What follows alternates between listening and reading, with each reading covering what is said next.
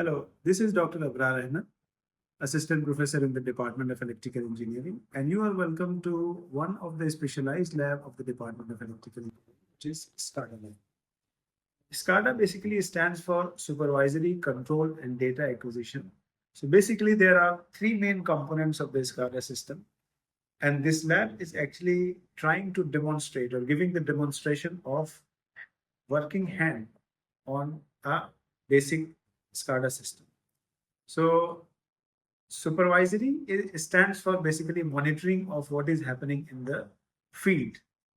And field here is basically the equipments or the power system or process which is happening in a remote area.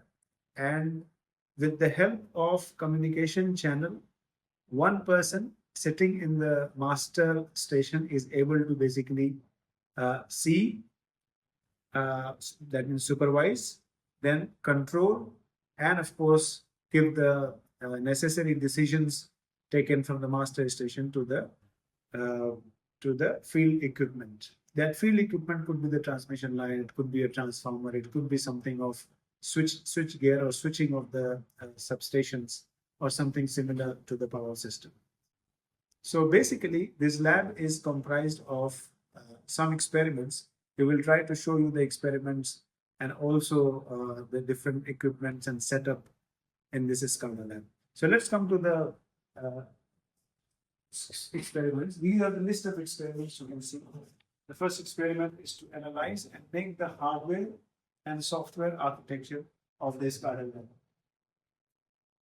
Then we have to integrate the field model to the input-output of the RTU. RTU is basically a remote terminal unit, which actually connects with the field. The third is the setup of the lab for Scada lab and test the communication between workstation and the controller. So basically, it has to be done on a control builder software where we have to test that whether the local area network in this Scada lab is working or not.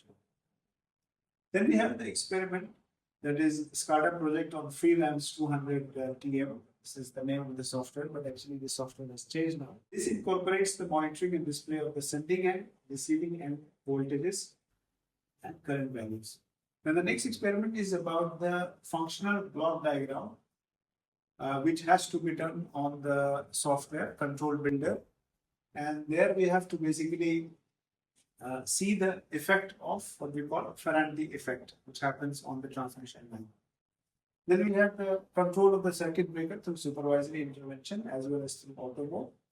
And finally, there are two more experiments related with the graphical user interface and the configuration of Scada projects for commissioning and basically demonstration. So let's see the setup. These are the different computers. Basically, they represent master station, where we have some engineering stations and some operating stations. For terminal unit, generally it is situated near to the field equipment.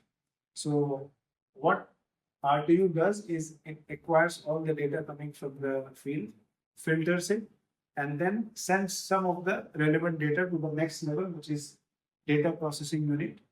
And data processing unit basically sends finally into the system, which is master station.